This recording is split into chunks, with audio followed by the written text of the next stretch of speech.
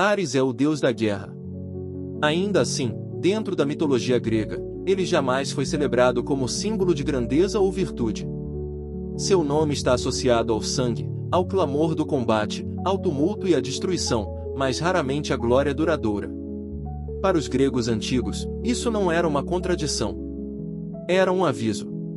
A guerra fazia parte da experiência grega. Cidades eram erguidas e destruídas, alianças surgiam e ruíam, gerações inteiras conheciam o combate como destino inevitável. Mas reconhecer a guerra como realidade não significava admirá-la. Ares não encarna o heroísmo, ele encarna a violência em seu estado mais bruto, desprovida de razão, finalidade ou medida. Ele é a guerra quando ela deixa de ser instrumento político e se torna força autônoma, incontrolável. Mesmo sendo filho legítimo de Zeus e Hera, nascido no coração do Olimpo, Ares nunca ocupou posição central entre os deuses. Ele não governa, não aconselha, não preserva. Sua presença é sempre episódica, ligada ao colapso da ordem e à interrupção da vida comum. Essa marginalidade não é acidental. Ela reflete a maneira como os gregos compreendiam a guerra, necessária em certos momentos, mas sempre perigosa, sempre próxima do excesso. A pergunta fundamental não é por que Ares inspira medo. O medo é evidente. A pergunta mais profunda é por que ele inspira desprezo, inclusive entre os próprios deuses.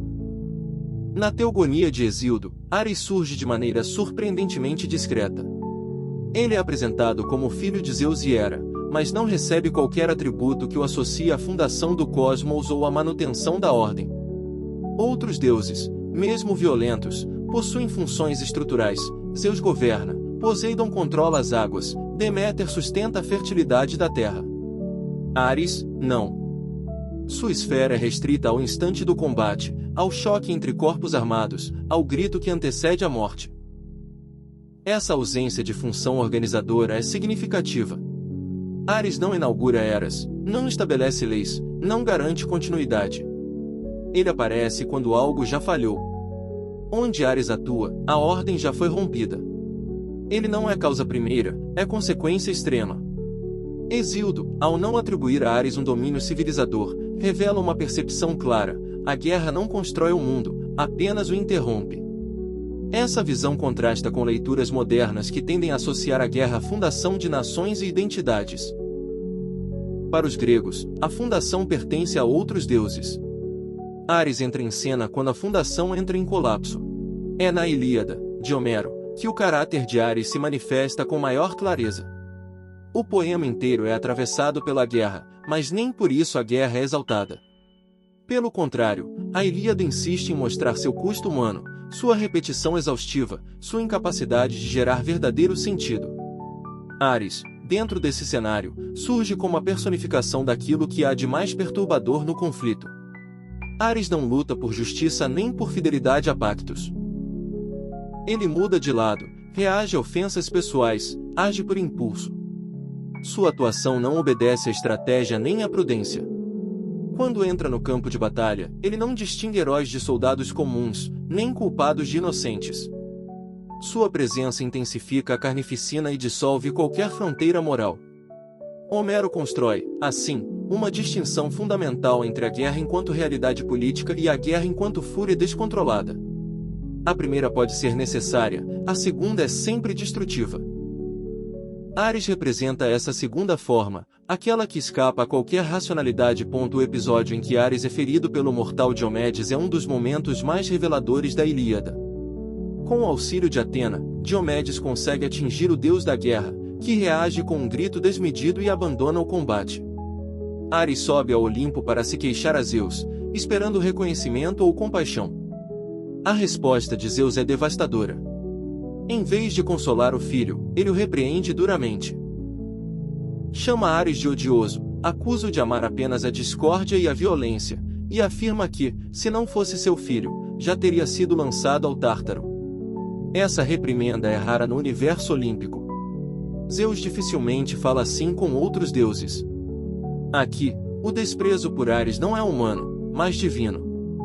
O próprio soberano do Olimpo rejeita a guerra quando ela se manifesta como excesso, como pura destruição sem finalidade.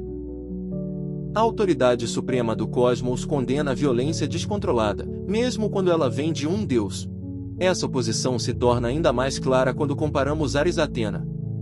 Ambos são deuses ligados à guerra, mas representam dimensões opostas dela. Atena encarna a estratégia, a inteligência militar, a guerra pensada como defesa da cidade e preservação da ordem. Ares encarna a fúria, o impulso, a batalha que se torna fim em si mesma. Para os gregos, a ideia de metron, a medida, era central. Tudo que ultrapassa a medida se torna perigoso. Ares não conhece limites. Ele não aprende, não reflete, não se contém. Sua violência não é corrigida pela experiência. Cada combate é apenas mais um. Essa oposição não é apenas mítica, é profundamente política. A polis grega dependia da contenção da violência interna. A guerra sem medida ameaçava não apenas o inimigo externo, mas a própria comunidade.